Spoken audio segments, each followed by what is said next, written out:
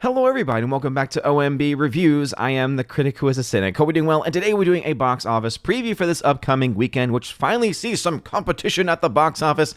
Not really. I mean, when you think about the fact that Avatar Way of Water has been out for as long as it is, the fact that it's still in the top 3 is pretty darn impressive. But we do finally see Avatar 2 get knocked out of the number 1 spot by actually 2 films, Knock at the Cabin, the new M. Night Shyamalan, or as I like to say, the new M. Night Shyamalan Ding Dong film, and then also the new film 80 for Brady, about a bunch of older women who apparently are very, let's just say, for lack of a better term, thirsty. Anyway, for all that being said, before going any further, though, please make sure you smash that like button, not that fire button if you're watching over on Odyssey. Smash the rumble button as well.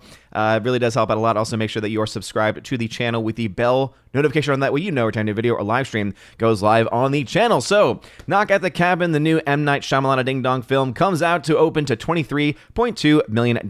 This film is featuring Dave Bautista and features a very interesting premise, or at the very least from the outset. You have 2 fathers and their daughter who are in this cabin in the middle of nowhere. The daughter meets this guy played by Dave Bautista, and eventually they come into the house and tell the people, hey, one of you has to basically decide whether or not to sacrifice someone in your family or the entire world is going to end. And as the trailer indicates, you won't know exactly what's going on or what's going to happen until the very end, which is exactly like every other M. Night Shyamalan Ding Dong movie. So whether or not it's going to be good or not is really up in the air. He's had good films in the past, even in the most recent past, going back to maybe 2017 or so with the movie Split, which actually surprised me and a lot of other people as how good it was. But then he followed it up with Glass, which was not all that great. And then just more recently, he had the film Old, which was also an interesting premise, but in execution, it was done very, very poorly.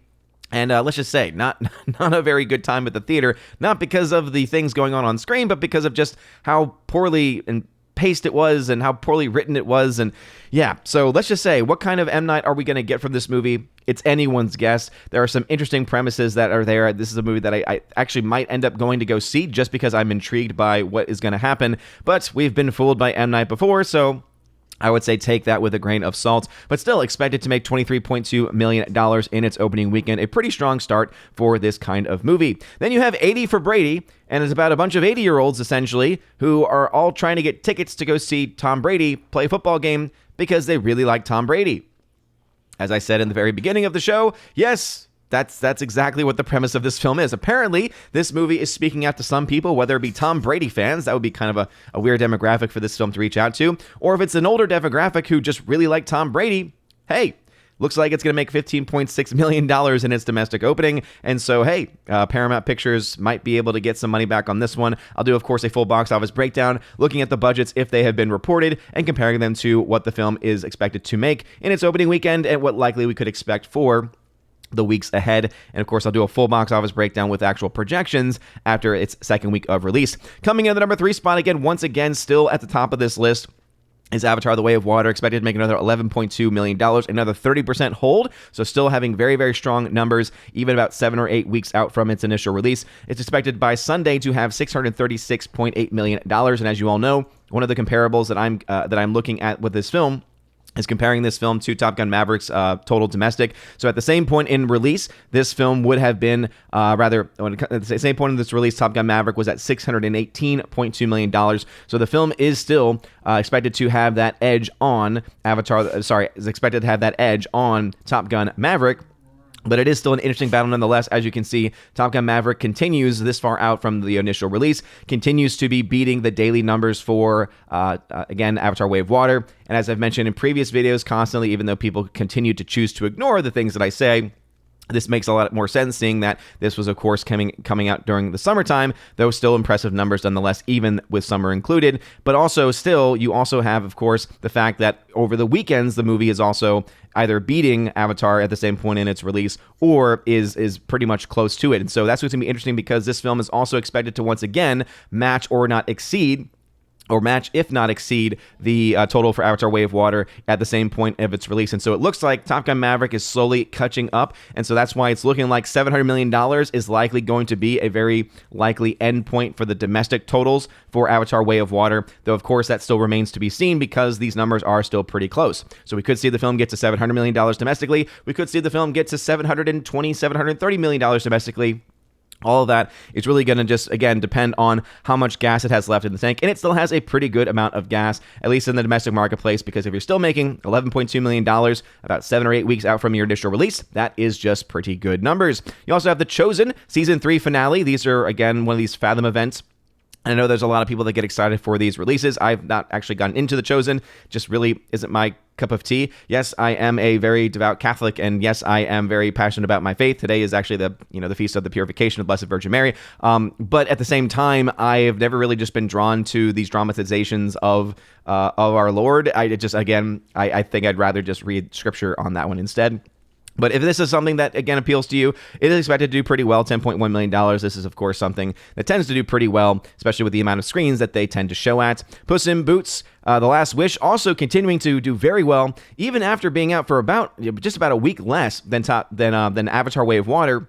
It's only dropping another 10% here. So the competition that's coming out, right, of Knock at the Cabin, 80 for Brady, is affecting the numbers here more so for Avatar, as this is seeing a higher than projected, or rather a higher than usual, right? This film has been dropping around 20% or so every week for the last several weeks, so going up to 30. So clearly there are going to be some people who either are just not going to the theater or who may have gone to see Avatar otherwise had there not been competition. Looks like, again, this is starting to peel off some of those people. And over the course of the next several weeks, as we get more releases, and of course, when we get the next major release in Ant-Man Quantumania, which just looks gosh awful based on the CGI alone. Oh my goodness. With all that being said, you still are having a situation where the chance of Avatar: Way of Water getting back into the number one spot are not likely. Again, I think that maybe next weekend you could possibly see that happen. But again, I don't have the release schedule in front of me to see what's coming out next weekend. But I know, River, I know.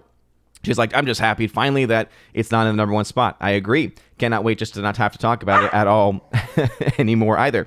Puss in Boots, though, 10% drop there. So again, holding still very strong. And this little film's just amazing too, right? This film, just like Avatar: Way of Water, well exceeded expectations after the first 2 weeks of its release and continues just to do even better than what many had expected. Then you have A Man Called Otto still hanging around. Megan also still hanging around as well. Will it be able to edge out to $100 million domestically? It's still possible, but obviously losing almost half of your money every single week means that is starting to become a little less of a possibility, but still there. The film Missing, this will be its third week of release, dropping 47%. This film already made its money back, so all of it is net gain profit. The movie Plane is still making a little bit of money domestically. Really, the only saving grace that this film could possibly have would be if it does anything internationally, as it's recently getting some international releases. And then Infinity Pool dropping about 56%. Not very good for a movie that just came out in a limited release. That's a pretty big drop there. So again, I don't really know much about this film. I have not heard a lot about this film. So if you have seen it, please let me know in the comment section down below if this film is actually worth seeing, as it looks quite bizarre. But what are y'all's thoughts?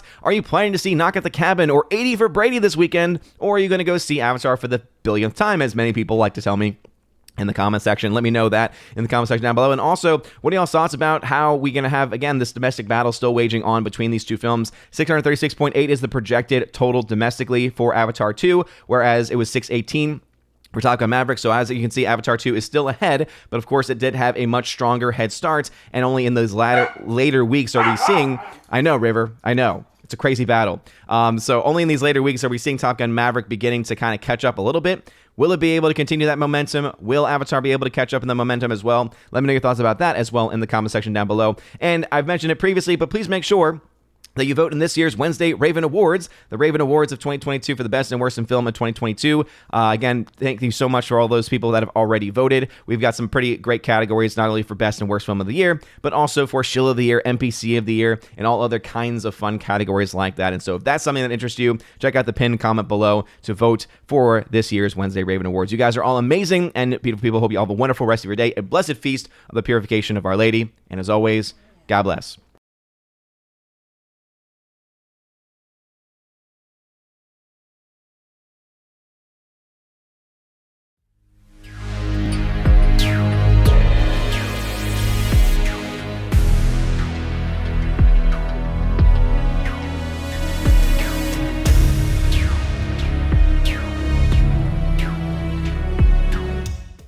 And now for a huge shout out to all of my January Patreon Subscribe Star and Locals members at the Keeper of the Bifrost level and above. Starting off with my Patreon members, Father Luca Illich, Garrett Searles, Heimir Ari Hymason, Joe Horn, Jonathan Carney, Orange Chat Reviews, who you can check out on his YouTube channel, Orange Chat Reviews, Rosetta Allen, who you can check out at her YouTube channel, Eagle Rider, and Miss Martin Muses, who you can check out at her YouTube channel, Miss Martin Muses, and of course the amazing Empress of the Universe, Tina B, who you can check out over on her YouTube channel, Tina B, with her show Soup to Nuts, which she does, tries to do every single week with her friend and with fellow Valkyrie and fellow mod of the channel, Stephanie B. And also a special shout out to the Modern Major General of the channel, Laura Story. Thank you again for joining. And of course, I do want to give a special shout out to Tina B and make sure that everyone knows that our prayers are being extended towards her as she continues to recover from complications that have occurred recently with her medically and has resulted in a loss of eyesight, or at the very least of more clear eyesight. So to continue to offer our prayers for her. Also a shout out to my Subscribe Star peeps, Matt317, who can check out on his Twitch channel by the same name, The R, Fast Reaction, Mr. Roy, J-Rod the Beer Guru, and the K-Man, who you can check out over at xtheboundaries.co. And lastly, to my Locals members, Miss Minnesota Hockey Fan, How About a Hockey Player, J.H. Schwalbach, Brett D90, and the amazing lawyer Robert Barnes. So thank you all very much for supporting me on Local, Subscribe Star, and Patreon. If you want your name shouted out at the end of every live stream and video, please check out the top link in the video description below, where you get access to this, and also, of course, to a monthly podcast that I do with John the Flick Flickinger. Also, access to a giveaways channel on my Discord, where I give away films this month. I've got films like Seven Samurai on Blu-ray from the Criterion Collection to give away, The Banshees of Inisherin, Tommy Boy Steelbook, Edge of Tomorrow 4K, and tons of other 4Ks and Steelbooks as they get released over the next month will be available, and also, of course, digital codes as well. So if any of that sounds interesting to you, check out that top link and join over on Patreon, Subscribe Star, or on Locals. You guys are all amazing and beautiful people. Hope you all have a wonderful rest of your day, and as always, God bless.